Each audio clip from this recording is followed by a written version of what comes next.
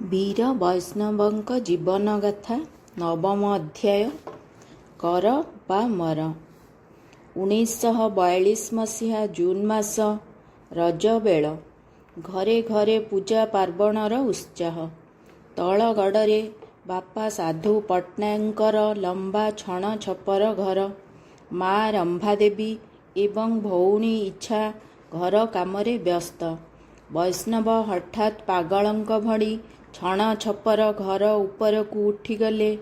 ଘରର ମଥାନ ଉପରେ ବସି ମା'କୁ ଡାକ ପକାଇଲେ, ଏ ମା, ଦେଖ ତ ସକାଳ ସୂର୍ଯ୍ୟ କେଡ଼େ ସୁନ୍ଦର ଦିଶୁଛି।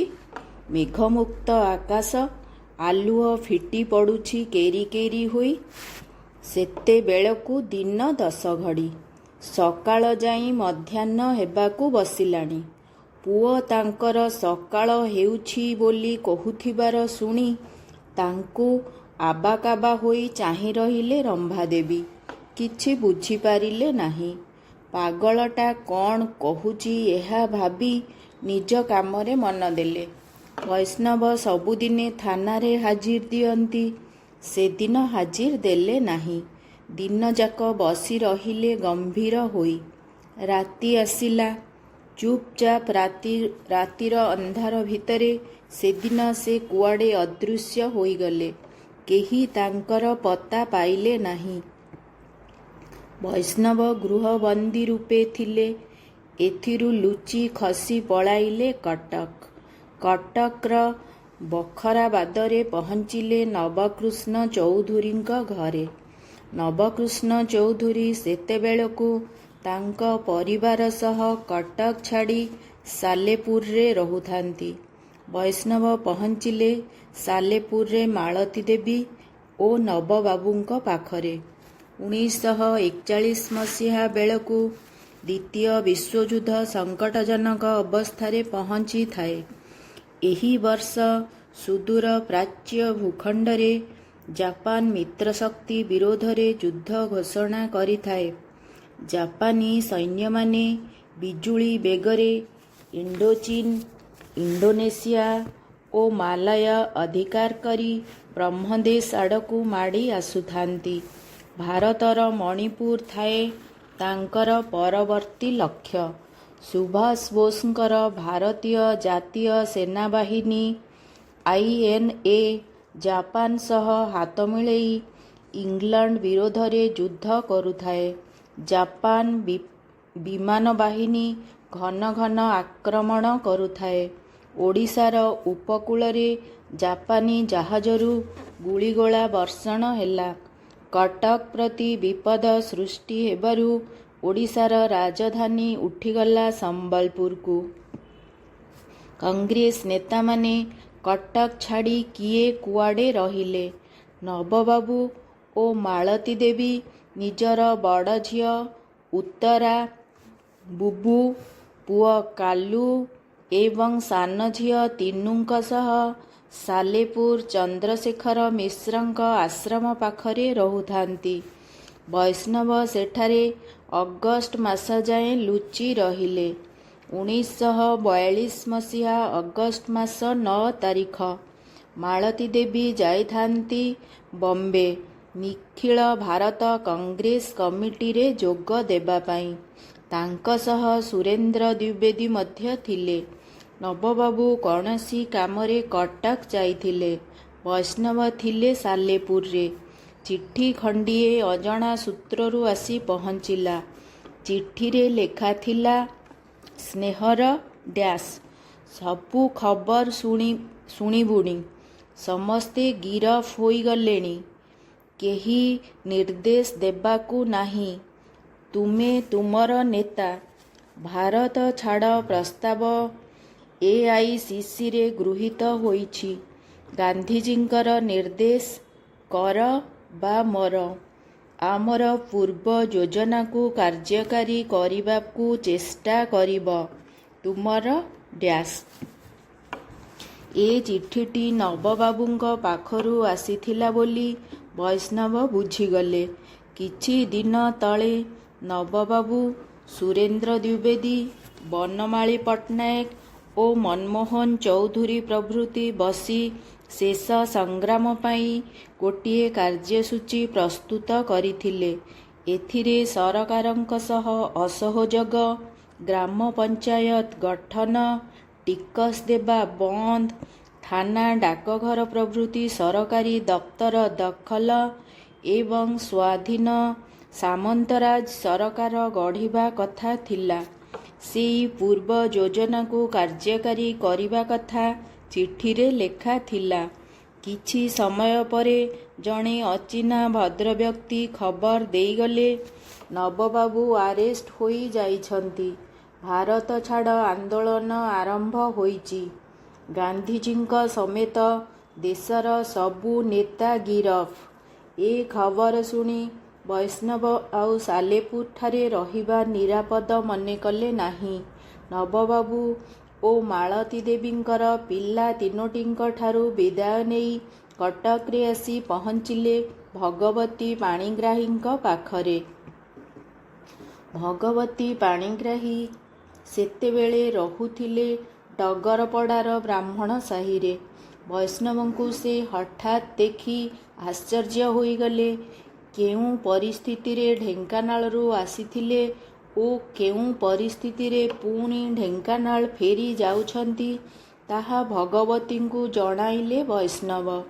ଭଗବତୀ ଉତ୍ତେଜିତ ବୈଷ୍ଣବଙ୍କୁ ପଚାରିଲେ, ଢେଙ୍କାନାଳ ଫେରିଯାଇ କ'ଣ କରିବ? ଆପଣ ଜାଣୁଛନ୍ତି ଦେଶ ସାରା ଭାରତ ଛାଡ଼ ଆନ୍ଦୋଳନ ଚାଲିଛି। ନେତାମାନେ ଜେଲ୍ ଭିତରେ। କେବଳ ସାମ୍ୟବାଦୀମାନେ ଆରେଷ୍ଟ ହୋଇ ନାହାନ୍ତି, କାରଣ ସେମାନେ ଇଂଲଣ୍ଡକୁ ଯୁଦ୍ଧରେ ସାହାଯ୍ୟ କରିବା ପାଇଁ ଆଗ୍ରହୀ। କଂଗ୍ରେସ ଲାଇନ୍ ଠାରୁ କମ୍ୟୁନିଷ୍ଟ ଲାଇନ୍ ଭିନ୍ନ। ଭାରତ ଛାଡ଼ ଆନ୍ଦୋଳନ ସମ୍ପର୍କରେ ଆପଣଙ୍କର ଦୃଷ୍ଟିକୋଣ କ'ଣ ମୁଁ ତାହା ଜାଣେ ନାହିଁ। ମୋ ଦୃଷ୍ଟିରେ ସ୍ୱାଧୀନତା ଆନ୍ଦୋଳନ କହିଲେ ଗାନ୍ଧିଜୀଙ୍କୁ ହିଁ ବୁଝାଏ। ସାରା ଦେଶ ଗାନ୍ଧିଜୀଙ୍କ ପଛରେ ଛିଡ଼ା ହୋଇଛି। ଇଂରେଜମାନଙ୍କୁ ଦେଶ ଛାଡ଼ିଯିବା ପାଇଁ ଆହ୍ୱାନ ଦେଇଛନ୍ତି ଗାନ୍ଧିଜୀ। ଦେଶବାସୀଙ୍କୁ କହିଛନ୍ତି, କର ବା ମର, ଏହା ମୋର ଶେଷ ଆନ୍ଦୋଳନ। ଗାନ୍ଧିଜୀଙ୍କର ଏହି ଡାକରାରେ ମୁଁ ବିଶ୍ୱାସ କରେ। ଏଥିପାଇଁ ମୋର କିଛି କରିବାର ଅଛି। ତେଣୁ ମୋର ସଂଗ୍ରାମର ତୀର୍ଥଭୂମି ଢେଙ୍କାନାଳକୁ ମୁଁ ଫେରି ଯାଉଛି। ବୈଷ୍ଣବଙ୍କ କଥା ଶୁଣି ଭଗବତୀ ପଚାରିଲେ, ଢେଙ୍କାନାଳରେ କ'ଣ କରିବ? କ'ଣ କରିବି ତାହା ମୁଁ ନିଜେ ମଧ୍ୟ ଜାଣେ ନାହିଁ। ତେବେ ଦେଶର ବିପୁଳ ଜନତା ଯେଉଁ ବାଟେ ଯାଉଛନ୍ତି ମୁଁ ସେହି ବାଟେ ଯିବି। ସ୍ୱାଧୀନତା ସଂଗ୍ରାମର ମୁଖ୍ୟ ସ୍ରୋତରୁ ବିଚ୍ଛିନ୍ନ ହେବା ମୋ ପକ୍ଷରେ ସମ୍ଭବ ନୁହେଁ। ଭାରତ ଛାଡ଼ ଆନ୍ଦୋଳନ ସମୟୋପଯୋଗୀ। ସ୍ୱାଧୀନତା ପ୍ରାପ୍ତି ଦିଗରେ ଏହା ଆଶା ସଞ୍ଚାର କରିଛି। ଗାନ୍ଧିଜୀଙ୍କର ଏହା ଶେଷ ସଂଗ୍ରାମ, ଶେଷ ଅସ୍ତ୍ର ସାମ୍ରାଜ୍ୟବାଦ ବିରୋଧରେ। ମୁଁ ସେଇ ଡାକରାରେ କିଛି କରିବି। କ'ଣ କରିବ? ଜାଣେ ନା କ'ଣ କରିବି। ମଝି ନଈକୁ ଡେଇଁ ପଡ଼ିବା ପାଇଁ ପ୍ରସ୍ତୁତ। ତାପରେ ଘଟଣା ଚକ୍ରରେ ଯାହା ହେବ।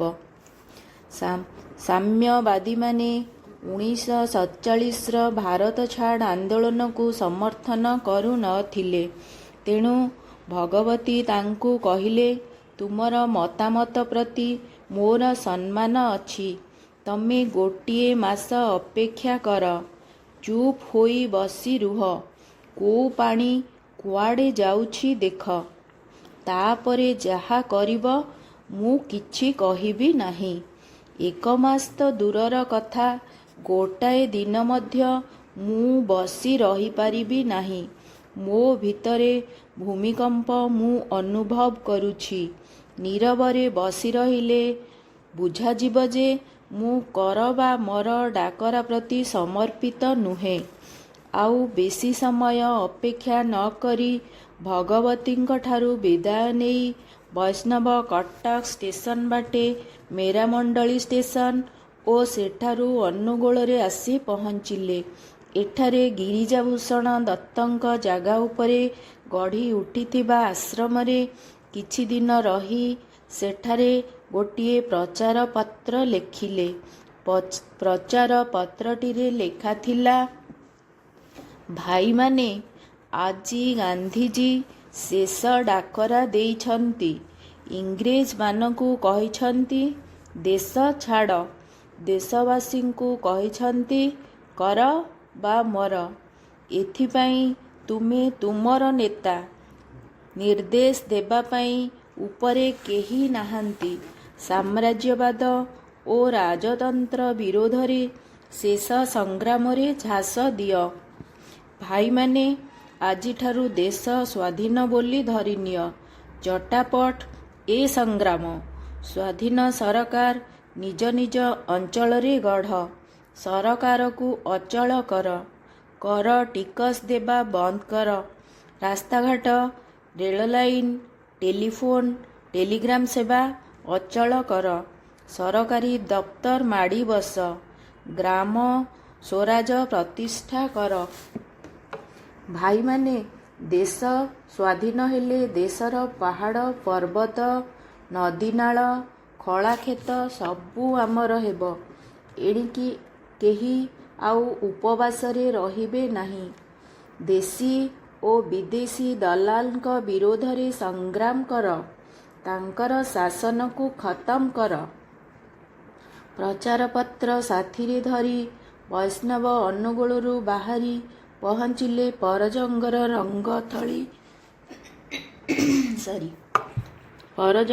ରଙ୍ଗଥଳି ଗ୍ରାମରେ।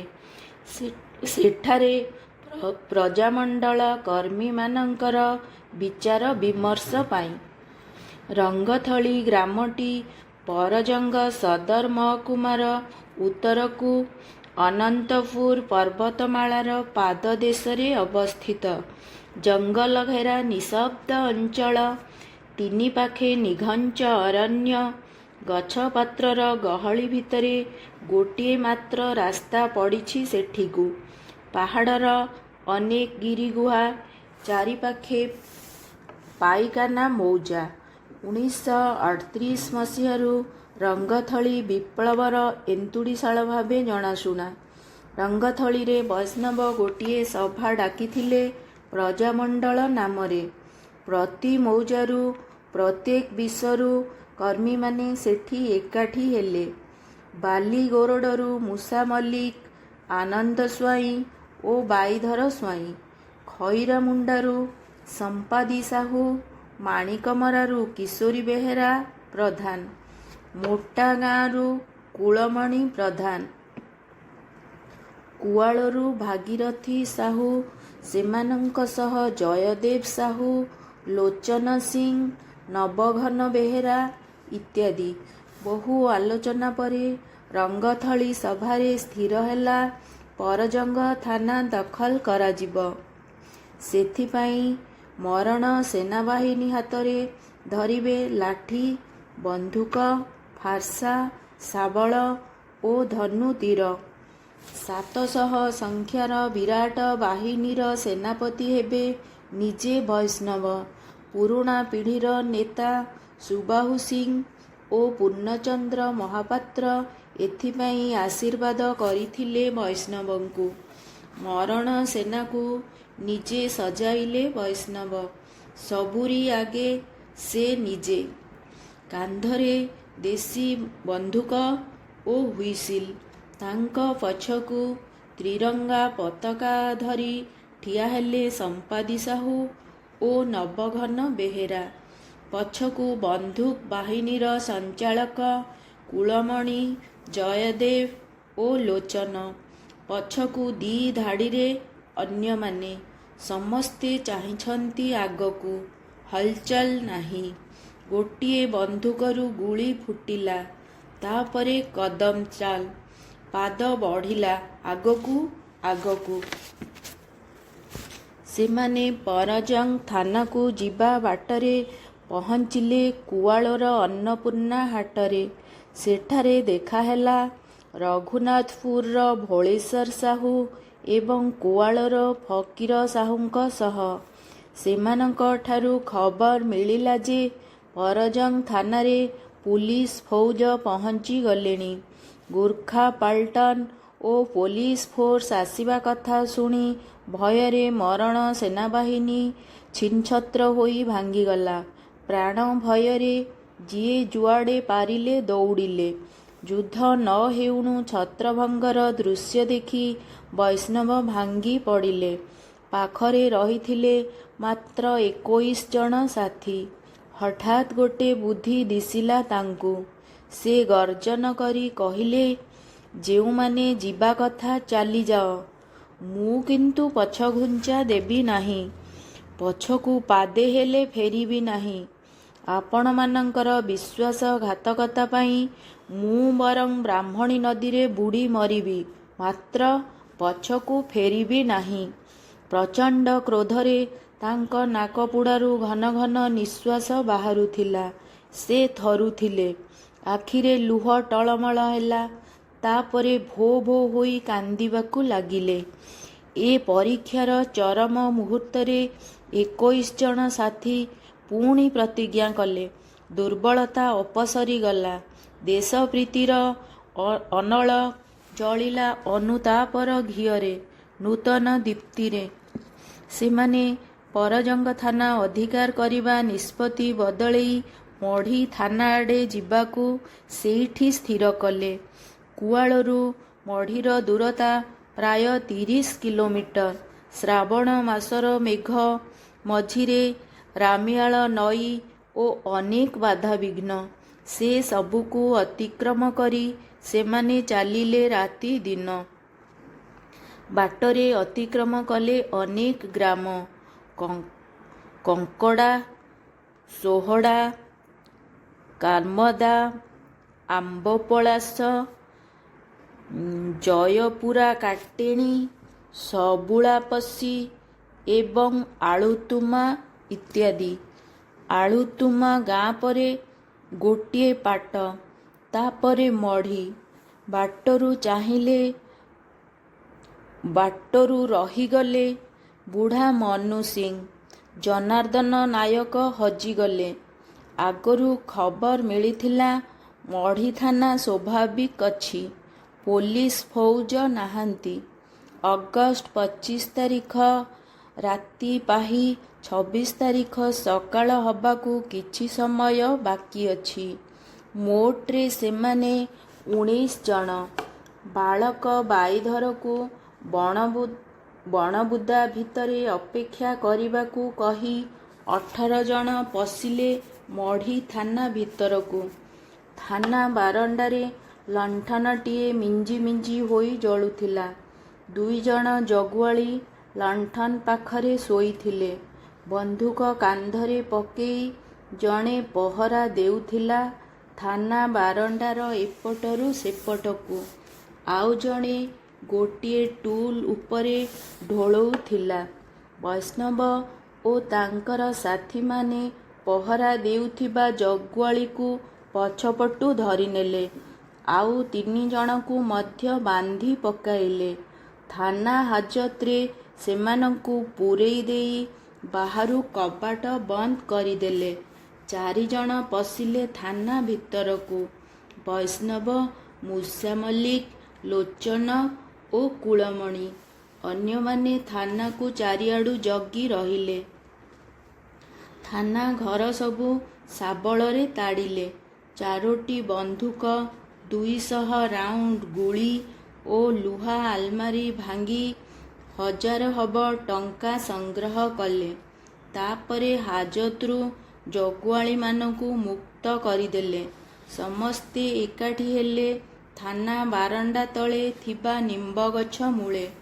ବୈଷ୍ଣବ ନିଜ ବନ୍ଧୁକରୁ ଗୋଟେ ଗୁଳି ଫାଙ୍କା ଫୁଟେଇଲେ। ଗୁଳି ଶବ୍ଦରେ ଥାନା ପରିସର ପ୍ରକମ୍ପିତ ହୋଇଗଲା। ପାଖ ତହସିଲ ଅଫିସ, କଚେରୀ, ପୁଲିସ ବାରାକ ଓ ସରକାରୀ କ୍ୱାର୍ଟର୍ସ ମାନଙ୍କରୁ ଲୋକମାନେ ଧାଇଁ ଆସିଲେ। ହାଜତରେ ଥିବା ଜଗୁଆଳିମାନେ ପୋଲିସ ଅଫିସର ସୁଦର୍ଶନ ପାଣି ଓ ଶିରସ୍ତାଦାର ସାଧୁ ପଣ୍ଡାଙ୍କୁ ଦୌଡ଼ି ଯାଇ ଡାକିଦେଲେ। ମଢ଼ିର ନିଦୁଆ ଆକାଶରୁ ଫର୍ଚ୍ଚା ଆଲୁଅ ବାହାରି ଆସୁଥିବା ବେଳେ ବୈଷ୍ଣବ ଏବଂ ତାଙ୍କ ସାଥୀମାନେ ଏକ ସ୍ୱରରେ ବୋଲିଲେ, ସାରା ଭାରତରେ ହାହାକାର ଆମେ ପକେଇଦବୁ। ଗୋରା ବେପାରୀଙ୍କି ରାଜା ରାଜୁଡ଼ାଙ୍କୁ ହଟେଇଦବୁ। ଆମେ କିଣିବୁନି ବିଦେଶୀ ଚିଜ, ଆଉ ନ ଆସିବ ଗୋରା ଜାହାଜ। ତୁମ ଠକପଣ ଛଡ଼େଇଦବୁ। ଭାରତ ଛାଡ଼ରେ ଭାରତ ଛାଡ଼, ନ ଛାଡ଼ିଲେ ଏଇ ସୁନାର ଦେଶ ଖାଇବ ମାଡ଼ରେ ଇତ୍ୟାଦି। ଭାରତ ଛାଡ଼ ବିପ୍ଳବର ଏ ରଣ ସଙ୍ଗୀତ ସାମନ୍ତବାଦୀ ଓ ଉପନିଷେଧବାଦୀ ସରକାର ପ୍ରତି ଖୋଲା ଆହ୍ୱାନ ଥିଲା। ବୈଷ୍ଣବ ତାଙ୍କର 4 ଜଣ ସାଥୀକୁ ପୁଣି ପଠେଇଲେ ଥାନା ଭିତରକୁ। ଥାନା ଟେବୁଲ ଉପରେ ଫାଇଲ ଓ କାଗଜପତ୍ର ଗଦା କରି ସେଥିରେ ନିଆଁ ଲଗେଇ ଦେଲେ। ମଢ଼ି ଥାନା ଦଖଲ ଉତ୍ସବର ହୋମାଗ୍ନିରୁ ନିଆଁର ଲୋଳ ଜିହ୍ୱା ଲହଲହ ହୋଇ ଉପରକୁ ଉଠିଲା। ଚାଳ ଛପର ଥାନା ଘରଟି କାଠ ବାଉଁଶରେ ତିଆରି। ଚାଳ ଧରିଲା ନିଆଁ। ଥାନାର ସମସ୍ତ ଘର ଦ୍ୱାର ଜଳିଲା। କିରୋସିନ ଢାଳି ନିଆଁ ଲଗାଇଲେ ସେମାନେ ତହସିଲ ଅଫିସରେ, ଏସଡିଓଙ୍କ କଚେରୀ ଘରେ, ପୋଲିସ ବାରାକରେ। ଏସବୁ ଘର ନିଆଁରେ ଜଳିବାକୁ ଆରମ୍ଭ କଲା। ଏସଡିଓ ଗଙ୍ଗାଧର ମିଶ୍ର ପୋଲିସ ଧରି ପହଞ୍ଚିଲେ। ବୈଷ୍ଣବ ଉଚ୍ଚ ସ୍ୱରରେ ସେମାନଙ୍କୁ ଧମକେଇ କହିଲେ, ତୁମେମାନେ ଆମକୁ ବାଧା ଦେଲେ ଆମେ ଗୁଳି ଚଳେଇବାକୁ ବାଧ୍ୟ ହବୁ। ଆମେ ଗାନ୍ଧୀ ମହାରାଜଙ୍କ ଡାକରେ ଭାରତ ଛାଡ଼ ଆନ୍ଦୋଳନ କରିଛୁ। ବିଦେଶୀ ଇଂରେଜ ସରକାରର ସତ୍ତା ଲୋପ କରିବୁ। ଏଠି ସାମ୍ରାଜ୍ୟବାଦୀଙ୍କର ଦଲାଲ ରାଜୁଡ଼ା ଶାସନ ବି ଲୋପ ହେବ।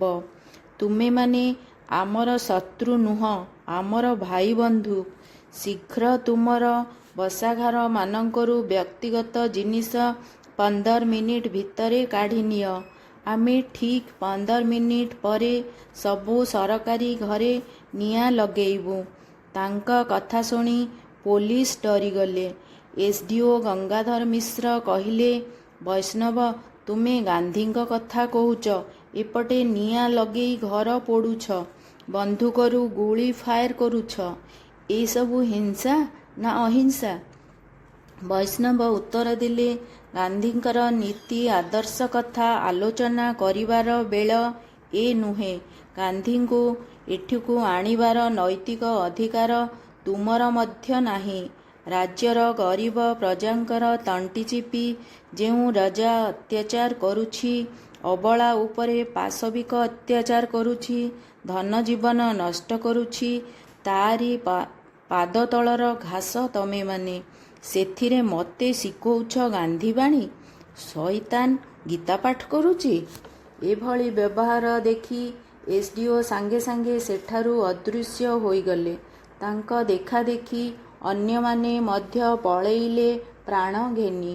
ତାପରେ ବୈଷ୍ଣବ ଓ ତାଙ୍କର ସାଥୀମାନେ ଥାନା ପରେ କଚେରୀ, ଡାକବଙ୍ଗଳା, ପୋଲିସ ବାରାକ ଓ ସମସ୍ତ ସରକାରୀ ଘରକୁ କିରୋସିନ ଢାଳି ନିଆଁ ଲଗେଇ ପୋଡ଼ି ଭସ୍ମ କରିଦେଲେ। କେବଳ ହାତ ଦେଇ ନଥିଲେ ସେମାନେ ସ୍କୁଲ ଘର ଓ ଡାକ୍ତରଖାନା ଉପରେ। ଏତେ ଗୁଡ଼ାଏ ଘର ଏକାବେଳେ ଜଳିବାରୁ କଳା ଧୂଆଁ ଓ ଲାଲ ଅଗ୍ନିଶିଖା ମଢ଼ିର ଆକାଶ ଉପରକୁ ଉଠିଲା। ପାଖ ଆଖର ଲୋକେ ଧାଇଁ ଆସିଲେ କ'ଣ ହୋଇଛି ଜାଣିବା ପାଇଁ। ଲୋକଙ୍କର ଭିଡ଼ ବଢ଼ିଲା। ସମସ୍ତେ ବୈଷ୍ଣବ ଓ ତାଙ୍କର ସାଥୀମାନଙ୍କୁ ଆଗରୁ ଚିହ୍ନିଥିଲେ। ଲୋକ ଭିଡ଼ ହେବାର ଦେଖି ବୈଷ୍ଣବ ସେମାନଙ୍କୁ ସତର୍କ କରାଇ ଦେଇ କହିଲେ, ପ୍ରଥମ କଥା, ଆପଣମାନେ ଆମ ପାଖକୁ ମାଡ଼ି ଆସନ୍ତୁ ନାହିଁ। କିଏ ଆମର ଶତ୍ରୁ, କିଏ ଆମର ମିତ୍ର ଏବେ ଜାଣିବା ସହଜ ନୁହେଁ। ପାଖକୁ ଆସିଲେ ଆମେ ଗୁଳି ଚଳେଇଦେବୁ। ଦ୍ୱିତୀୟ କଥା, ଆମେ ପ୍ରଜାମଣ୍ଡଳର ଲୋକ। ଗାନ୍ଧୀ ମହାତ୍ମା ଭାରତ ଛାଡ଼ ବୋଲି ଇଂରେଜ ସରକାରଙ୍କୁ ଡାକରା ଦେଇଛନ୍ତି। ଦେଶବାସୀଙ୍କୁ କହିଛନ୍ତି କର ବା ମର। 1938 ଆନ୍ଦୋଳନରେ ଆମେ ବହୁ ଦୁଃଖ କଷ୍ଟ ସହିଛେ। ଏଥର କିନ୍ତୁ ଆନ୍ଦୋଳନ ଚୂଡ଼ାନ୍ତ। ସାମ୍ରାଜ୍ୟବାଦ ଲୋପ ହେବ, ରାଜୁଡ଼ା ଶାସନ ଲୋପ ହେବ। ଏଠି ମୁଁ ଆଜି ଆମର ସ୍ୱାଧୀନ ସରକାର ପ୍ରତିଷ୍ଠା ହେବା କଥା ଘୋଷଣା କରୁଛି। ଏ ସରକାର ଆମ ସରକାର। ଏଣିକି ଏ ଦେଶର ବିଲ, ବଣ, ପାହାଡ଼, ପର୍ବତ, କ୍ଷେତବାଡ଼ି ସବୁକିଛି ଆମର। ଏଣିକି ଆଉ କେହି ମାଡ଼ଗାଳି ଖାଇ ବେଇଜ୍ଜତ ହେବେ ନାହିଁ। ଏଣିକି ଆଉ କେହି ଉପବାସ ରହିବେ ନାହିଁ। ରାଜାଘର ଖମାର ଧାନ ଏଣିକି ଆମର। ଆମେ ଏ ଦେଶର ଶାସକ। ବୈଷ୍ଣବ ଏହା କହୁଥିଲା ବେଳେ ପ୍ରବଳ ଉତ୍ତେଜନାରେ ଥରୁଥିଲେ। ଲୋକେ ତାଙ୍କ କଥା ଶୁଣି କରତାଳି ଦେଇ ସମର୍ଥନ ଜଣାଉଥିଲେ। ନାହିଁ ନଥିବା ଘଟଣା ଘଟିଲା ସେଦିନ ମଢ଼ିରେ। ଅନେକ ଦିନର ସ୍ୱପ୍ନ ସାକାର ହେବାର ସମ୍ଭାବନା ଦିଶିଲା। ପ୍ରଜାମଣ୍ଡଳ ଆନ୍ଦୋଳନ ନୂତନ ଦୀପ୍ତିରେ ଉଜ୍ଜଳି ଉଠୁଥିଲା। ଲୋକେ ଅତ୍ୟନ୍ତ ଆନନ୍ଦରେ ଅଧୀର ହୋଇ ଉଠୁଥିଲେ। ଅନେକ ଦିନର ଦୁଃଖ ଯାତନାର ଅନ୍ତ ହେବାର ଆଶା ଦାନା ବାନ୍ଧୁଥିଲା। ଉପରବେଳା ମଢ଼ିରେ ସଭା ହେଲା।